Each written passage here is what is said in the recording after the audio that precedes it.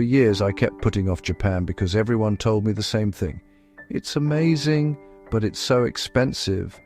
I'd see these travel videos with $300 hotel rooms and $50 meals, and I'd think, maybe someday when I have more money.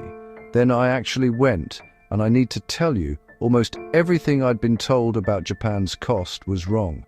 In this video, I'm breaking down what Japan actually costs, where the expensive reputation comes from, and how to experience Japan without breaking the bank. So let's start with why this misconception exists, because it's not completely made up. Japan had this reputation back in the 80s and 90s when the yen was incredibly strong.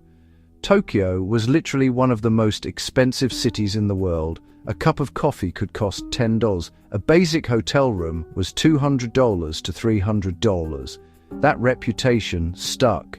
Plus, if you watch travel content about Japan, you're often seeing people staying in fancy ryokans, traditional inns that can cost $300 to $500 per night per person with meals included.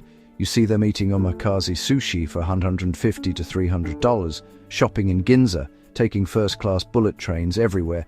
That version of Japan does exist and it is expensive, but here's what those videos don't show. That's not the only way to experience Japan, not even close. The reality is that Japan has become significantly more affordable, especially for travelers from the US, Europe, or Australia. The yen has weakened, prices haven't inflated like they have in other countries, and there's an entire infrastructure designed for budget-conscious travel that most people don't know about. Let me walk you through real numbers from actual travelers, including my own experience. For accommodation. This is where people get it most wrong. Yes, you can spend $300 on a hotel room in Tokyo, but you can also find clean, comfortable business hotels for $50 to $70 per night in great locations. I'm talking about proper rooms with private bathrooms, not hostels. Capsule hotels, which are actually kind of cool and surprisingly comfortable, run $25 to $40 per night. Hostels with private rooms? $30 to $50. Even in Tokyo and Kyoto, the most expensive cities. If you're willing to stay in a hostel dorm, you're looking at $15 to $25 per night. And Japanese hostels are some of the cleanest, most well-run hostels in the world. Compare that to London, Paris, or New York, where budget hotels easily cost $120 to $150 per night. Japan is actually cheaper. Here's where Japan really surprises people. You can eat incredibly well for very little money. Convenience store meals, and I'm not talking about gas station food, I mean fresh rice bowls, sandwiches, salads, cost $3 to $6 and are genuinely good. I ate konbini food regularly and have zero regrets. Ramen shops, $6 to $9 for a full bowl, curry rice $5 to $7, gyudon, beef rice bowl at chains like Yoshinoya, $4 to $5, udon noodles, $4 to $6, sushi at conveyor belt restaurants, $1 to $3 per plate. You can have a filling, delicious meal for under $10 almost anywhere in Japan. I tracked my food spending, and I averaged about $25 to $30 per day eating really well, mixing cheap meals with occasional nicer restaurants. Even sit-down restaurants with table service usually cost $10 to $15 for lunch sets, $15 to $30 for dinner, and the quality is consistently good. Now, can you spend more? Absolutely.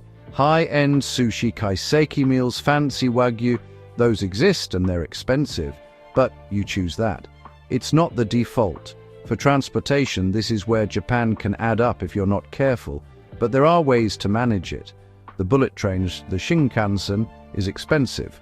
Tokyo to Kyoto is about $130 one way. Tokyo to Osaka is similar. If you're doing multiple cities, that adds up fast. But here's the thing. The JR Pass exists specifically for tourists. A 7-day pass costs around $280 and gives you unlimited travel on most JR trains, including the Shinkansen. If you're visiting multiple cities, this saves you a ton of money. Local trains and subways in cities are cheap. A typical subway ride in Tokyo, $2 to $3. Day passes are $5 to $8. Buses are similar. You can also take overnight buses between cities for $30 to $50 instead of the bullet train. They're comfortable, you save a night of accommodation, and you wake up in a new city. For activities and attractions, this is where Japan really shines. So many things are free or incredibly cheap. Temples and shrines? Most are free. Maybe $3 to $5 for the major ones like Kinkakuji in Kyoto. Parks, gardens, neighborhoods to explore, free. Walking around districts like Shibuya, Harajuku, Shinjuku, Gion, free. Museums are usually $5 to $10.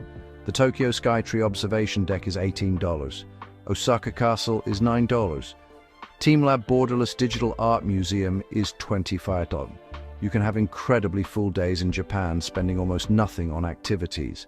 When I add it all up, and I've talked to dozens of travelers about this, here's what most people actually spend. Budget travel, $50 to $70 per day. Hostels, cheap eats, free activities, local transport. Mid-range travel, $80 to $120 per day. Business hotels, mix of restaurants, some paid attractions, bullet train.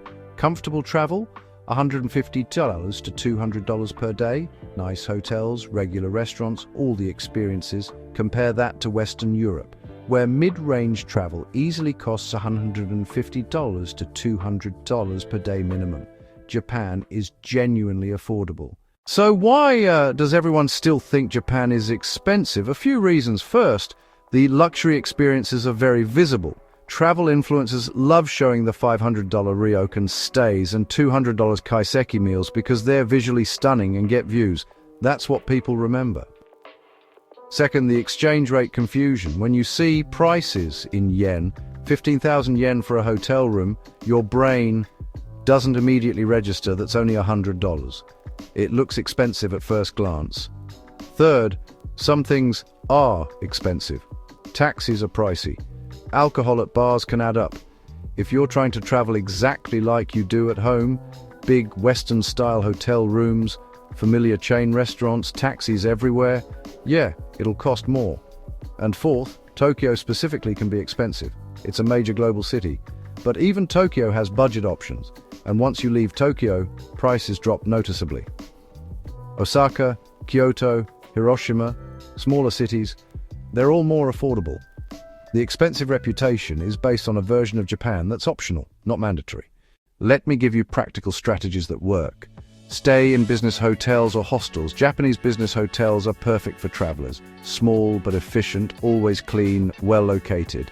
Don't overspend on accommodation. Eat at local chains and small restaurants. Skip the hotel breakfast. Skip the touristy restaurants near major attractions. Eat where locals eat. You'll save money and eat better food. Get a JR pass if you're visiting multiple cities. Do the math, but for most multi-city trips it pays for itself. Use convenience stores strategically. Breakfast and lunch from 7-Eleven or Lawson, nice dinner at a restaurant. This alone saves $20 to $30 per day. Book accommodation outside peak seasons. April, cherry blossom, and October-November, full colors, are beautiful but pricier and crowded. June, January, February, you'll save money and have a better experience with fewer crowds. Walk everywhere you can. Japanese cities are safe, clean, and interesting to explore on foot. You'll save on transport and see more. Focus on free and cheap activities. There's so much to do in Japan that costs little or nothing. You don't need to book expensive tours and experiences to have an amazing trip. I spent 3 weeks in Japan, Tokyo, Kyoto, Osaka, Hiroshima, Nara, Hakone, and my total trip cost about $2,200 including flights. That's roughly $100 per day on the ground. I stayed in nice places, ate well, and did everything I wanted to do.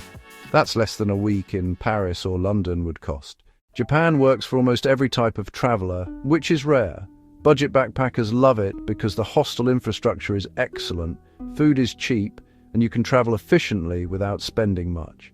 Mid-range travelers love it because you get incredible value.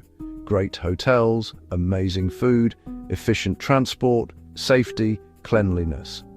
Luxury travelers love it because when you do want to splurge, the high-end experiences are world-class. Families find it easy because it's safe, clean, organized, and kid-friendly. Solo travelers feel comfortable because the safety and infrastructure make everything straightforward.